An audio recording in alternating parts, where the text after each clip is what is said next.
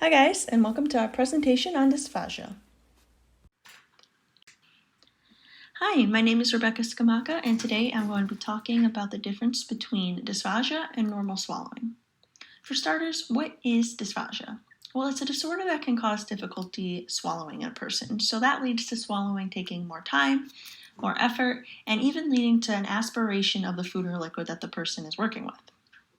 Some of the main symptoms of dysphagia include pain while swallowing, regurgitation of the food or liquid that they tried to swallow, coughing and choking while swallowing, a feeling of the food getting stuck in the throat or even down in the chest cavity, a hoarse voice, or even the total inability to swallow at all. So, what does normal swallowing look like? Well, normal swallowing starts with the oral preparatory phase, and this includes the suckling, the chewing, the masticating of food, and it's the main area where food mixes with saliva and forms a bolus that is a good size and consistency to swallow. For those of you who don't already know, a bolus is a small rounded mass of chewed food in this case.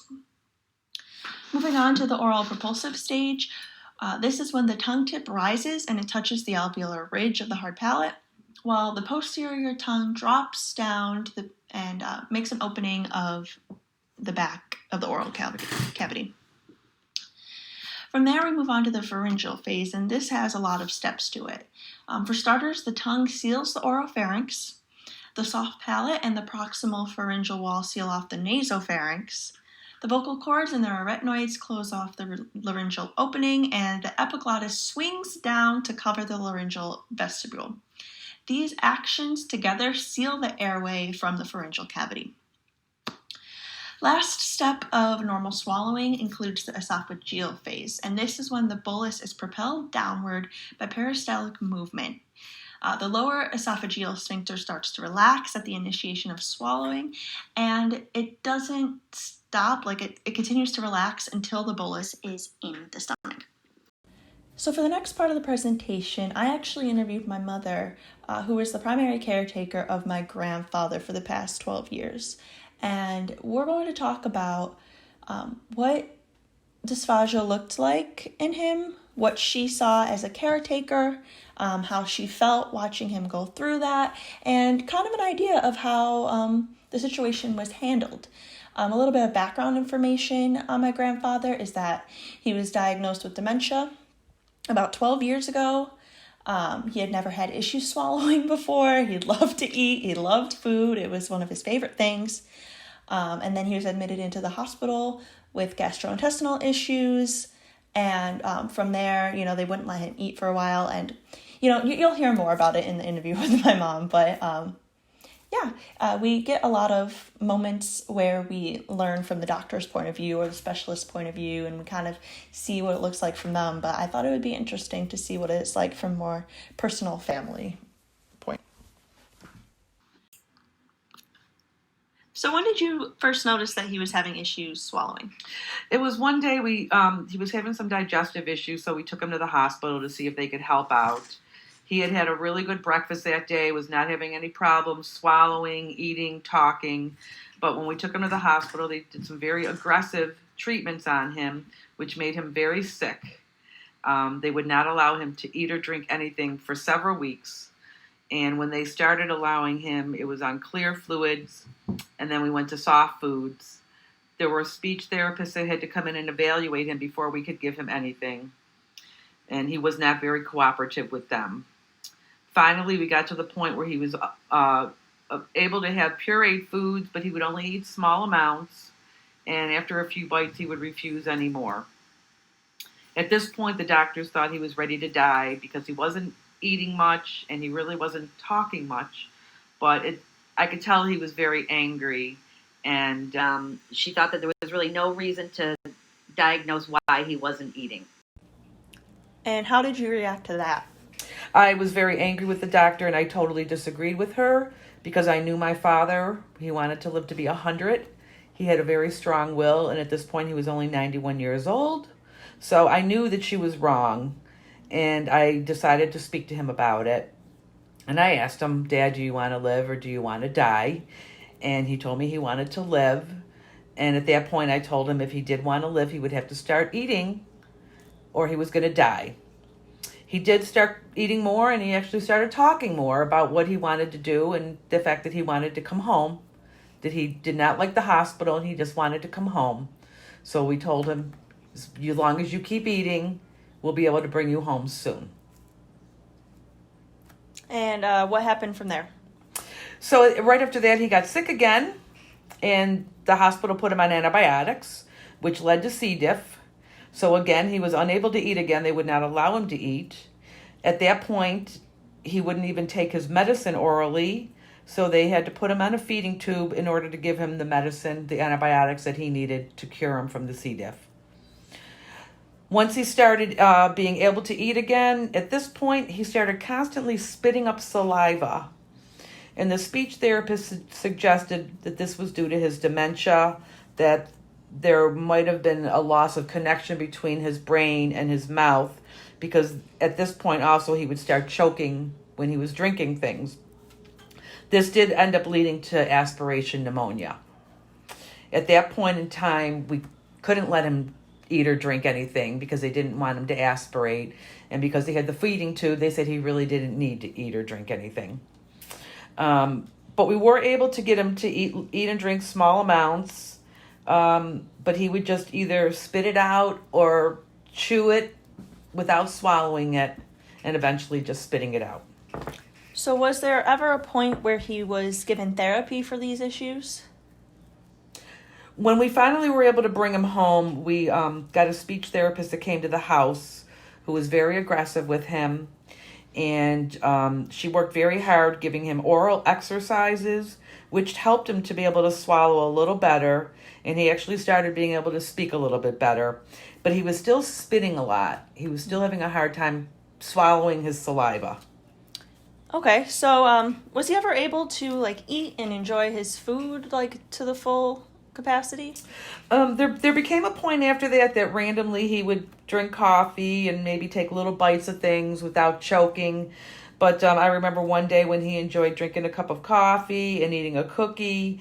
And as long as he did very well with instruction and encouragement. Mm-hmm. But we had to keep encouraging him to not drink his coffee too fast because our big concern was him aspirating again. Mm-hmm. All right. Well, thank you very much. You're welcome. Hi everyone, my name is Rachel, and I will be discussing the complications and disorders that are associated with dysphagia. First of all, individuals with dysphagia are at an increased risk of experiencing aspiration, and this is particularly true for elderly populations. According to ASHA, it is estimated that around 1/3 of individuals with dysphagia will develop aspiration-induced pneumonia, which occurs when food, liquids, or other materials enter the trachea and pool in the lungs.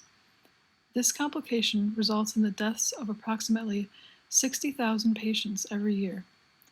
Dysphagia can also lead to malnutrition, as patients may only be able to eat foods with softer textures, and they may not be satisfied with the choices that are readily available to them.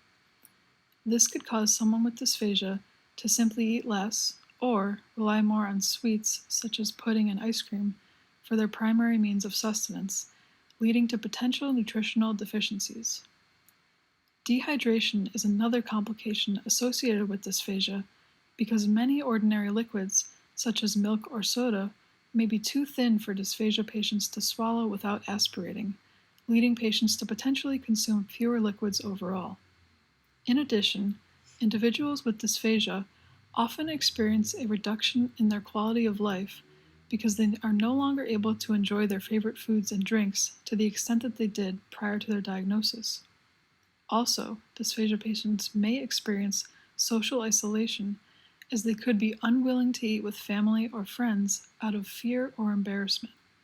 Finally, individuals with dysphagia have increased morbidity and mortality rates. There are several disorders that are associated with dysphagia, with one of the primary disorders being cerebrovascular accidents, also known as strokes. According to ASHA, there are several conflicting studies regarding the incidence of dysphagia in individuals who have experienced a stroke. One study conducted by Martino in 2005 found that the prevalence was as low as 37% and as high as 78%, depending on the assessment procedures used. Another study conducted by Falsetti in 2009 found that dysphagia occurs in more than one-third of patients who experienced a stroke. Another disorder associated with dysphagia is dementia. The prevalence of dysphagia in dementia patients ranges from 13 to 57%. In addition, the incidence of dysphagia is as high as 90% in individuals with Parkinson's disease or ALS. Also, patients with multiple sclerosis have a dysphagia prevalence range of 24 to 34%, and individuals suffering from traumatic brain injuries have a dysphagia incidence range of 38 to 65%. Finally, individuals who have gastroesophageal reflux disease experience dysphagia 14% of the time. There are several Hello everyone, my name is Claire, and I will be discussing the risk factors associated with dysphagia.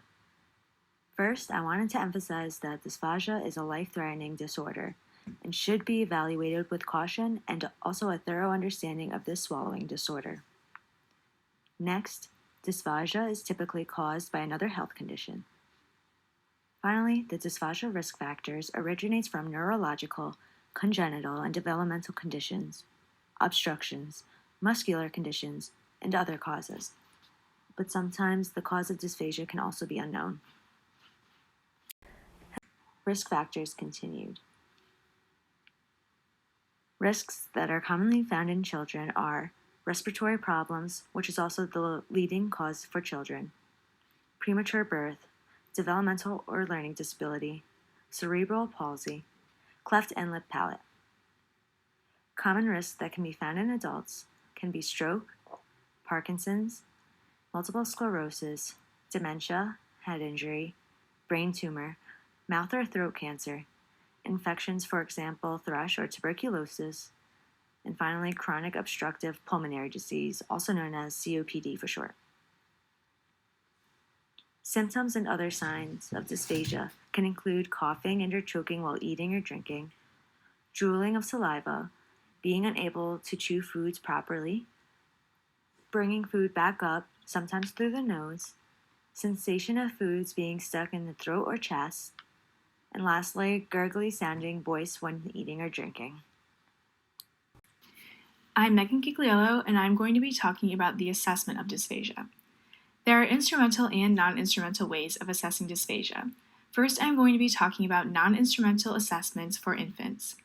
When assessing an infant for dysphagia, you want to observe their alertness. For a child to swallow properly, they must be awake and available to receive and prepare the food to be able to swallow it. The physical stability of the infant will also be observed. This includes evaluating their digestive status, respiratory status, and heart rate, as well as their muscle tone and strength. The baby must be able to coordinate their breathing with their intake of food to demonstrate a proper and safe swallow. The infant's reflexes will also be observed. Present reflexes can be necessary by guiding the infant in feeding and swallowing, while other reflexes can be unnecessary by interfering with this process. The swallowing process can also be interfered with if the necessary reflexes are absent. The infant's sucking ability will be assessed through observing the infant's non-nutritive sucking. Non-nutritive sucking, or NNS, is when the baby is sucking without receiving any fluids. This would include sucking on their thumb or a pacifier. The strength and rhythm of the sucking is observed for appropriateness and can be used as a good indication of how the infant's sucking ability will be when they are receiving fluids. This will be observed through breastfeeding and bottle feeding, when nutritive sucking, or NS, is being observed. This is when the baby is sucking and receiving fluid from the mom or a bottle. Throughout these feedings, the infant's current health and behavioral state will be taken into account while assessing the strength and rhythm of the sucking, as well as the amount of milk taken in and the length of time it took. It is very important to assess dysphagia in infants that are demonstrating difficulties with swallowing, because dysphagia can cause them to not eat appropriately, which can in turn affect the proper growth and development of the child. Now I will discuss the non-instrumental assessments for adults. Any weaknesses or poor coordination in the patient's mouth, tongue, or jaw should be observed. The patient's speech and voice should be evaluated before and after a swallow is done to observe any changes or effects due to the swallow. Velopharyngeal functions will be observed. If the patient is experiencing abnormal velopharyngeal function, food or liquid may come back out through the nose after being swallowed.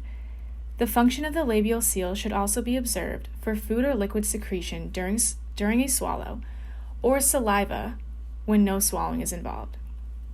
The respiratory rate and swallowing patterns should also be observed for appropriateness of the individual patient.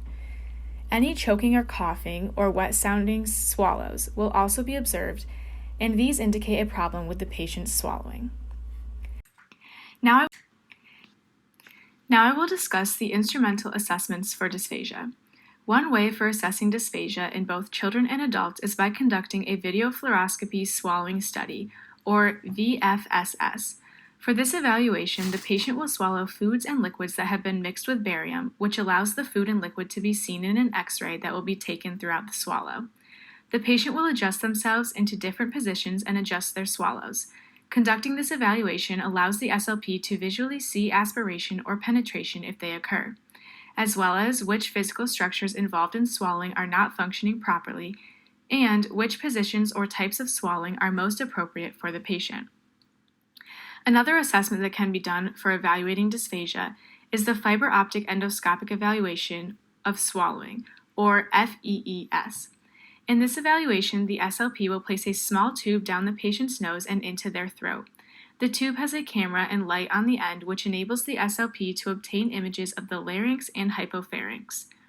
The tube goes into the throat before and after the patient swallows. Like the VFSS, the FEES also allows the SLP to observe aspiration, penetration, function of physical structures, and appropriate positions during the swallow. These two evaluations are often used together to develop a diagnosis. Assessing and diagnosing dysphagia is a team approach. An SLP can conduct these studies on their own as well as along with a doctor. Others involved in the assessment and diagnosis of dysphagia include a physical therapist, occupational therapist, radiologist during the VFSS, dietitian, psychologist, the patient's family, teacher, nurse, and many more. This is my Aunt Maureen. She's going to tell us about being a speech-language pathologist dealing with dysphagia. Why don't you tell us about yourself first? Hi, my name is Maureen Conkey, and I have been a speech therapist in Miami, Florida for over 20 years. I currently work in a private practice consulting with hospitals and rehab centers for mostly dysphagia, and I'm working primarily with infants and adults. What are the most common diagnoses of your patients with dysphagia? The most common diagnosis I run into is strokes and dementia and Alzheimer's. Okay. What kind of therapeutic interventions do you usually consider for these patients with dysphagia? There are different levels of interventions that you can perform. The most basic intervention you can do is modifying a diet, and that can be anything from changing someone from solid food to pureed food. It can be giving them thickened liquids. Then you can go up another level and you can do some compensatory strategies of having them slow down when they're eating, small bites, small sips, certain positioning, head positioning. You can do training for staff and for families on proper feeding to intervene slowly and getting them to eat safely. And the highest level, if they're able to participate, would be exercises to work on the muscles that are affected for swallowing. Okay. What do you need to consider when pursuing dysphagia therapy with a patient?